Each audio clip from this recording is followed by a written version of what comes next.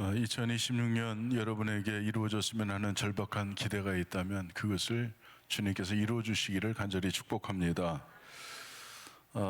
신학자 에밀 브루너는 이런 말을 했습니다. 사람의 폐에 공기가 필요하듯 인간에게는 희망이 필요하다.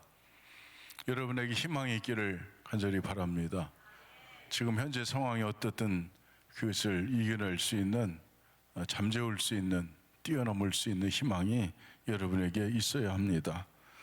우리는 희망이 있어야 살아갈 이유가 생기는 것이고, 이유가 있어야 행동하게 됩니다. 또 행동의 결과로 희망했던 꿈이 이루어지는 것입니다. 그래서 희망은 우리의 삶을 이끌어가는 힘이 되는 것입니다.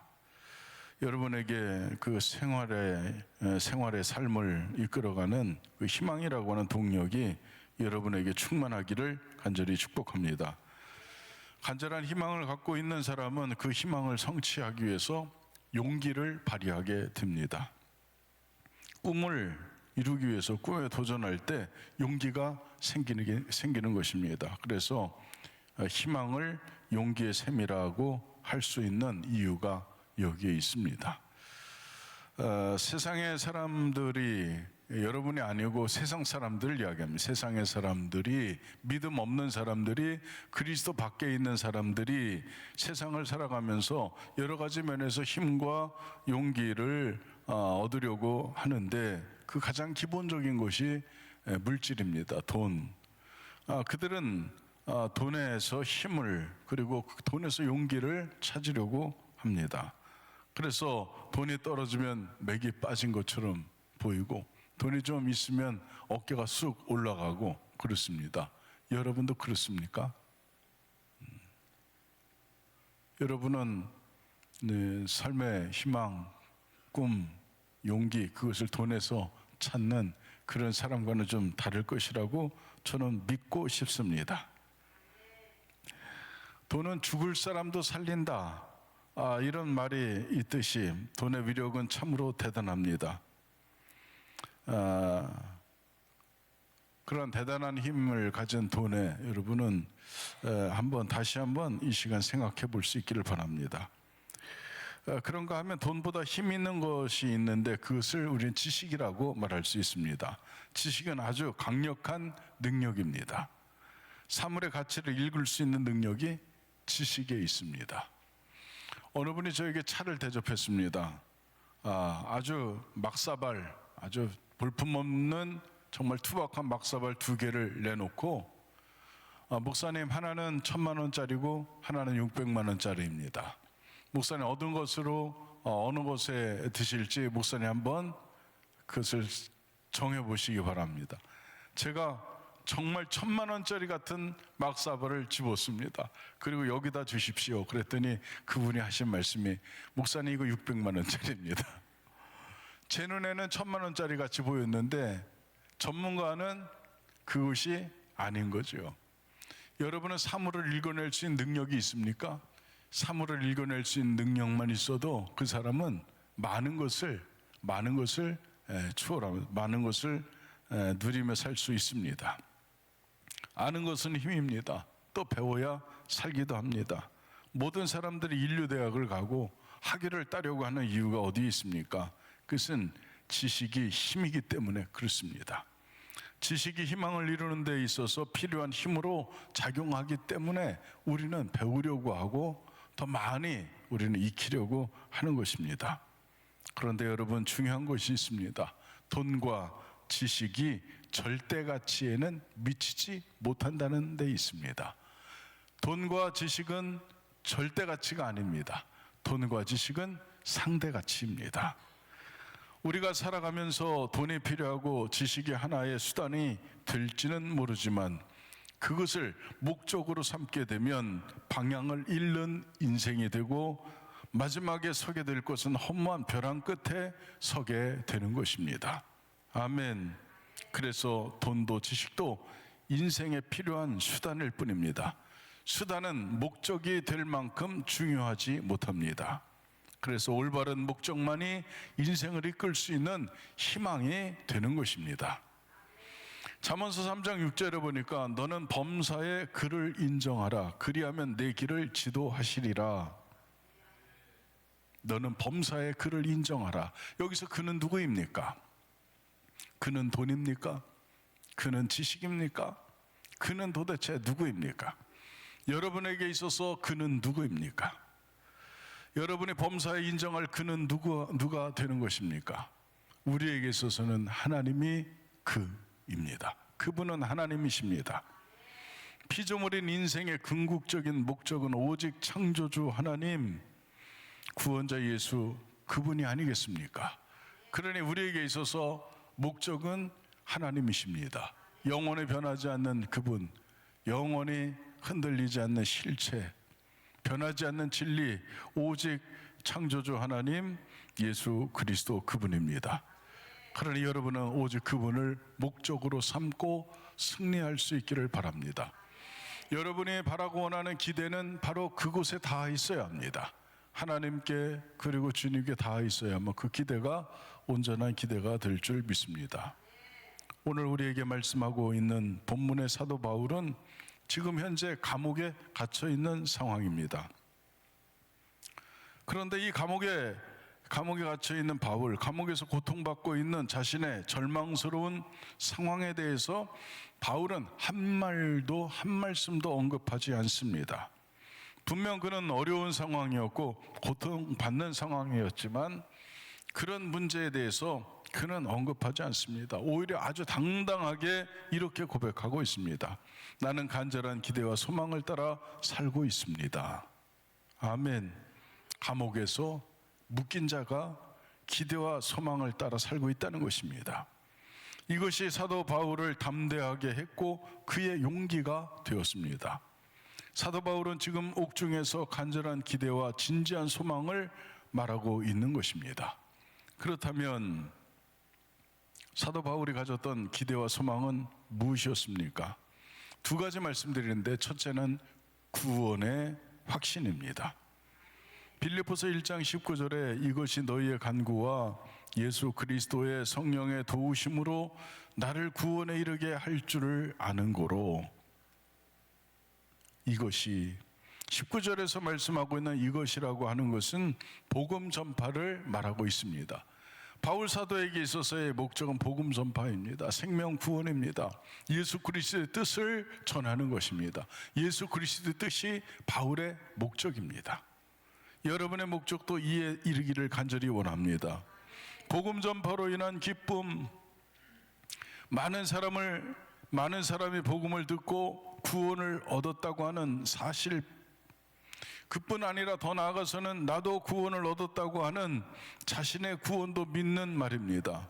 이것이 바울의 간절한 기대의 소망, 이것은 구원이라고 하는 것을 말하고 있는 것입니다. 구원이 나의 기대와 소망입니다.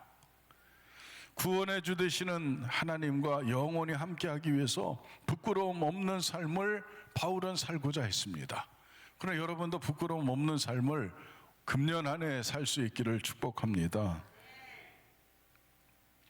빌립보서 1장 20절에 보니까 나의 간절한 기대와 소망을 따라 아무 일에든지 부끄러워하지 아니하고 지금도 전과 같이 온전히 담대하여 살든지 죽든지 내 몸에서 그리스도가 존귀하게 되게 하려 하나니.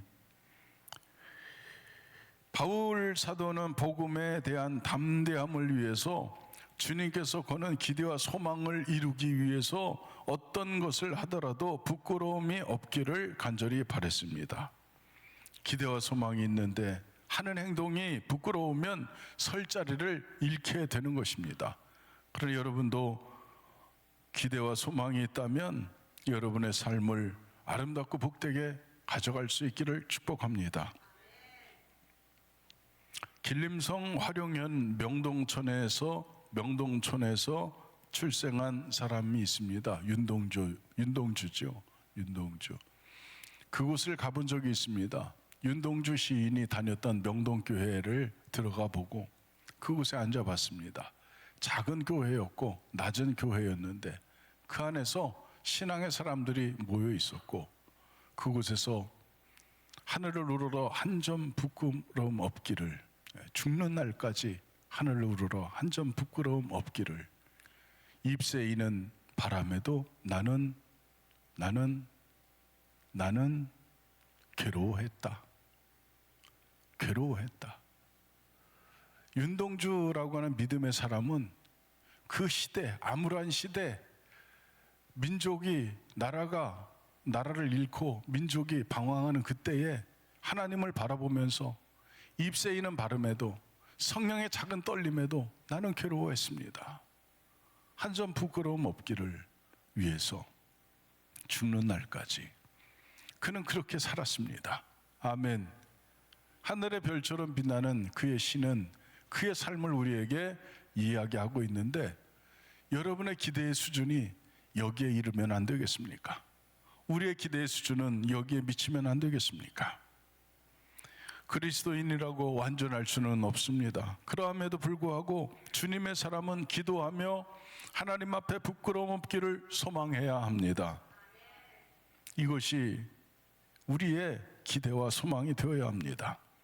빌립보서 1장 20절 끝부분에 살든지 죽든지 내 몸에서 그리스도가 존귀하게 되려 하나니, 존귀하게 되게 하려 하나니, 살든지 죽든지 내 몸에서 그리스도가 존귀하게 되게 하려 하나니, 이것이 성경이 된 바울의 고백입니다. 여러분의 고백도 이와 같기를 간절히 원합니다.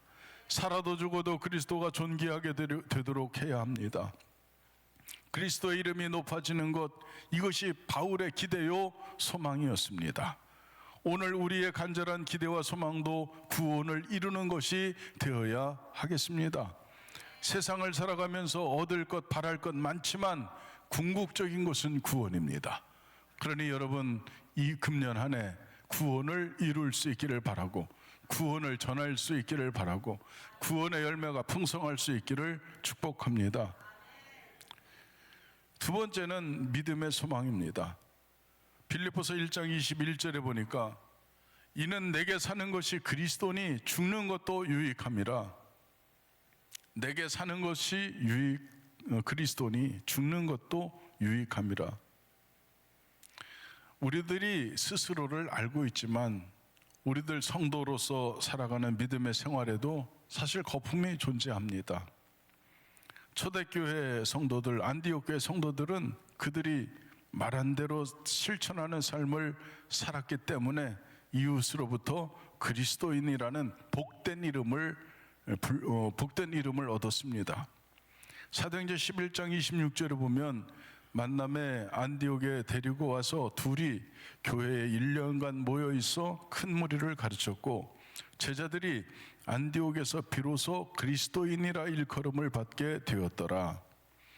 바나바와 바울이 안디옥에서 1년 동안 큰 무리를 가르쳤고, 그 가르침을 받던 제자들이 가르침을 받은 대로 살아서 그 안디옥에 사는 세상 사람들이 저 사람들은 그리스도인이야, 저 사람들은 그리스도의 사람이야, 저 사람은 예수를 닮았어, 저 사람들은 꼭 예수 같아, 이런 말을 얻었다는 것입니다. 우리 조양교회 성도들은 다 예수님 같기를 원합니다. 저들은 그리스도께 속했어, 저들은 예수의 사람들이야, 저 사람들을 통해서 우리는 예수님을 볼 수 있어, 이런 고백이 이 속초 도성에 믿지 않는 사람들을 통해서 이 말이 나올 수 있기를 간절히 바랍니다. 우리들이 열매 맺는 그리스도인 되려면 무엇이 필요합니까? 우리들의 일상생활에 조율이 필요하지 않겠습니까? 하다못해 피아노도 1년에 2차례씩은 조율을 해야 한다고 하는데, 여러분의 신앙생활도 안주하지 말고, 됐다고 생각하지 말고, 섰다고 생각하지 말고 조율해 볼 수 있기를 바랍니다. 불협화음은 없는지, 제대로 내는 음이 아닌 이상한 음은 나지 않는지 우리 자신을 우리는 조이고 또 조여야 되겠습니다. 조율이 필요합니다. 여러분이 예수 믿으면서 체면 차례로 예배 나옵니까? 그거 해결할 수 있기를 바랍니다. 어쩔 수 없이 나옵니까? 아니요. 예수님 사랑해서 나와야죠. 예수님이 사랑스럽고 예수님을 사랑하고 말씀을 우리는 귀히 여기고 주님의 말씀에 순종해서 우리는 예배 생활을 해야 합니다. 이기주의 청산되었습니까? 여러분 자신을 위해서 이기적인 것, 이것 좀 내려놔야 되는데, 이것을 내려놔야만 주님이 나타나고 드러나는데, 우리는 이기주의 이거 해결했습니까? 이것부터 우리는 조금 내려놔야 되지 않겠습니까? 냉소주의, 얼마나 냉랭하고 차갑습니까? 여러분을 통해서 따뜻함이 전해져야 되는데 냉정합니다. 냉정하고, 그리고 다른 사람 형편 처지 돌아보지 않습니다. 자기 편에서, 자기 입장에서, 자기 주관으로만 생각합니다. 이것 우리 해결해야 되지 않겠습니까? 아멘. 되게 미안하네요. 막 혼내키는 것 같고 혼나는 것 같고, 그거 아닙니다. 주님의 간절한 바람이죠. 이렇게 됐으면 좋겠어. 이렇게 해야 되지 않겠니?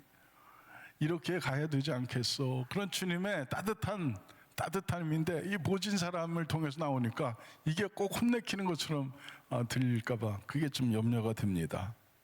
둔감한 마음, 다른 사람의 마음을 헤아리고 좀 공감했으면 좋겠는데, 둔감한 마음, 이거 조율될 수 있기를 바랍니다. 비판적인 체질, 긍정적인 면 보고 좋은 면 봐도 참 세상 짧고 시간이 그렇게 지나가는데, 우리는 꼭 안 좋은 것, 비판적인 것, 그렇게 보는 경향도 있습니다. 불순종의 체질, 무조건 안 된다고 보는 거죠. 못한다고 보는 거죠. 그러나 여러분은 순종의 체질로 교정될 수 있기를 간절히 축복합니다. 하나님께서 기뻐하시는 영적인 실증을 우리는 이웃에게 보일 수 있어야 합니다. 이것을 이웃이 보며 우리를 평가할 수 있어야 합니다. 여러분, 그러니 그런 기대를 가질 수 있기를 바랍니다. 기대만큼 이루어집니다. 금년에 여러분의 기대의 수준을 높일 수 있기를 축복합니다. 긍정적인 생각을 품는 인생은 긍정적인 방향으로 흘러갑니다. 부정적 생각에 사로잡혀 있는 인생은 뒤틀리게 마련입니다. 패배와 실패, 삼류 인생을 용납하면 잠재의식은 우리를 그쪽으로 몰아가고 평범한 수준 이상의 어떤 도전도 못하게 만듭니다. 그러니 여러분, 기대 수준을 높이시기 바랍니다. 그래야만 여러분은 진일보할 수 있습니다. 앞으로 나갈 수 있습니다. 그렇기 때문에 비전을 확장하려면 기대 수준을 반드시 높여야 됩니다. 삶의 변화는 바로 생각의 변화에서 출발하기 때문에 그렇습니다. 그러니 여러분에게 그런 은혜가 있기를 간절히 바랍니다. 하나님은 원대한 믿음의 소망을 품으라고 말씀하셨습니다. 히브리서 11장 1절, 여러분이 잘 알고 있는 말씀입니다. 함께 읽어보겠습니다. 시작. 믿음은 바라는 것들의 실상이요 보이지 않는 것들의 증거니. 소망이 없는 믿음이란 존재하지 않는 것입니다. 믿음은 바라는 것들의 실상입니다. 그러니 여러분, 믿음을 가질 수 있기를 바랍니다. 소망의 또 다른 이름이 높은 기대입니다. 아침에 눈을 뜨자마자 하나님의 은혜를 기대해야 합니다. 아멘. 야, 오늘 어떻게 하지? 큰일 났다. 이렇게 시작하지 말고, 주님 감사합니다. 제게 힘을 주세요. 제게 지혜를 주세요. 제게 능력을 주세요. 제가 이 일을 해낼 수 있도록 주님 함께 해주세요. 이렇게 시작할 수 있기를 바랍니다. 어우, 큰일 났다. 아우, 그냥 오늘이 없었으면 좋겠다 이러지 말고 한번 도전해 보시기를 바랍니다. 기대는 기회의 문을 열고 인생의 난관을 뛰어넘게 하는 원동력이 됩니다. 하나님은 기대한 만큼 복을 주십니다. 기대하지 않으면 상황이 나아지지 않습니다. 기대가 삶의 한계를 긋기 때문에 그렇습니다. 여러분의 기대가 한계를 긋는 것입니다. 그 이상은 절대로 못 나갑니다. 그러니 그 한계를 초월하기 위해서는 기대를 높여야 합니다.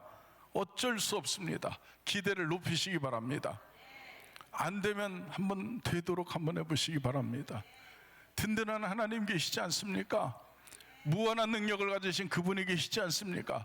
전능하신 존재가 여러분 뒤를 밀어주고 계시지 않습니까? 그러니 기대의 한계를 여러분 스스로 생각하지 말고 한번 확장해 볼 수 있기를 축복합니다. 주님은 마태복음 9장 29절에서 너희 믿음대로 되리라 말씀하셨습니다. 다시 말해서 내가 기대한 만큼 주겠다는 것입니다. 내가 기대한 만큼 내가 너에게 줄 것이다, 그런 말씀입니다. 소망은 믿음의 눈에만 보이는 것입니다. 여러분에게 소망이 보이지 않습니까? 믿음의 눈을 떠보시기 바랍니다. 주님이 붙잡고 계신 손을 의지하고 주님의 눈으로 한번 볼 수 있기를 바랍니다. 그러면 소망이 보입니다. 믿음의 눈으로 미래가 아무래도 낙심이 되고 절망하고 싶은 연약함이 들어와도 소망의 주인이 되시는 하나님께 기도함으로써 힘을 얻으라는 말씀입니다. 높은 기대를 품는 순간부터 잃어버린 지혜가 돌아옵니다.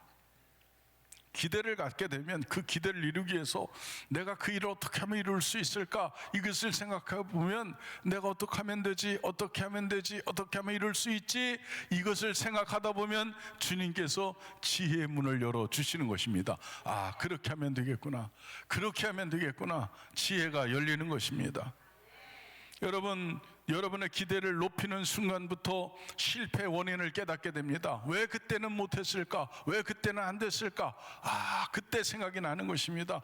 내가 그때 그것만 잘했으면 될 텐데 이번에 그것을 보완하겠다.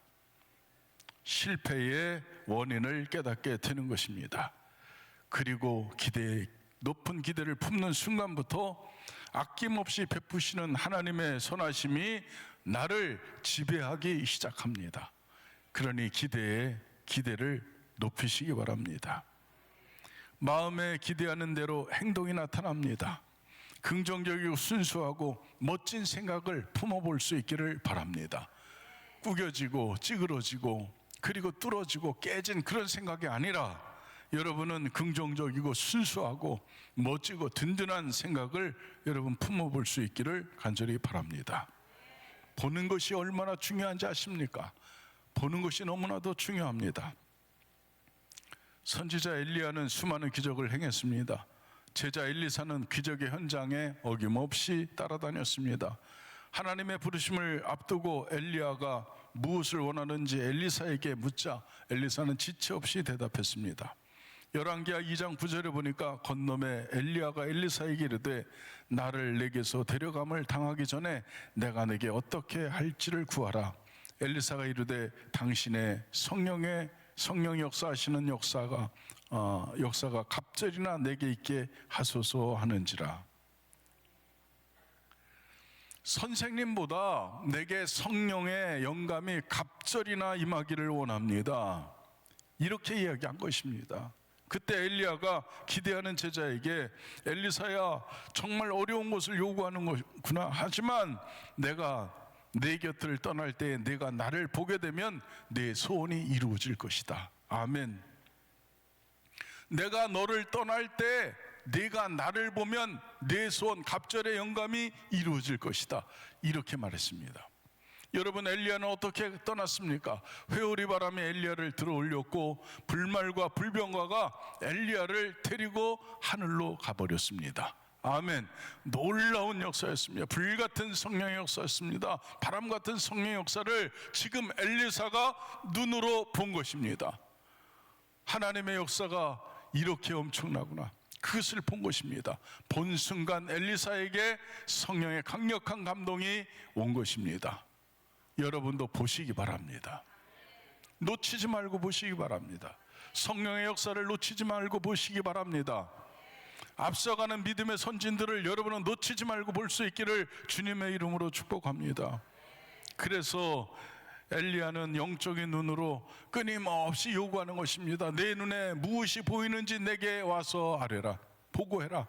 그래서 아무것도 없으면 또 가봐, 아무것도 없으면 다시 가봐, 7번이나 다시 보내서 눈으로 보게 하는 것입니다. 손바닥만한 작은 구름이 있습니다. 됐다, 이러니 됐다. 내 눈에 구름이 보이면, 내 눈에 소망이 보이면 됐다는 것입니다. 여러분의 눈에도 이것이 보일 수 있기를 축복합니다. 꾼 작은 소망은 온 하늘을 덮는 비구름이 되었고 3년 6개월 동안 닫혔던 하늘의 문이 열리는 능력이 되었습니다. 축복의 비가 되었습니다. 그러니 여러분, 눈을 열어 보시기를 간절히 바랍니다. 하나님은 우리가 영적인 눈으로 무엇을 보는지에 깊은 관심을 갖고 계십니다. 그래서 엘리야가 7번이나 무엇이 보이느냐고 물은 것입니다. 이것이 영적 원리입니다. 우리는 마음으로 보는 곳을 향해 나아갑니다. 따라서 마음으로 보지 못한 일이 실제로 일어날 가능성은 거의 없습니다. 그러니 여러분, 마음으로 먼저 보아야 합니다. 아멘. 저는 마음으로 300명 기도의 용사를 보고 있습니다. 저는 마음으로 120명의 부활의 증인, 복음의 증인을 보고 있습니다. 저는 마음으로 열방을 향해서 뻗어나가는 우리 교회를 보고 있습니다. 저는 마음으로 2부, 3부, 온 예배에 빈자리 없이 메어서 하나님께 영광 올려드리고 예배드리는 믿음의 세대를 저는 눈으로 보고 있습니다. 여러분도 볼 수 있기를 간절히 바랍니다.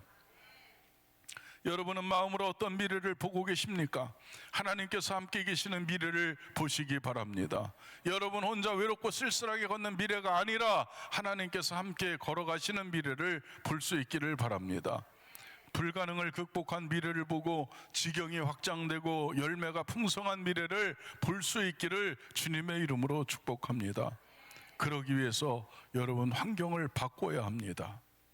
그리고 꿈을 다질 수 있는 곳, 기도의 자리를 만들 수 있기를 바랍니다.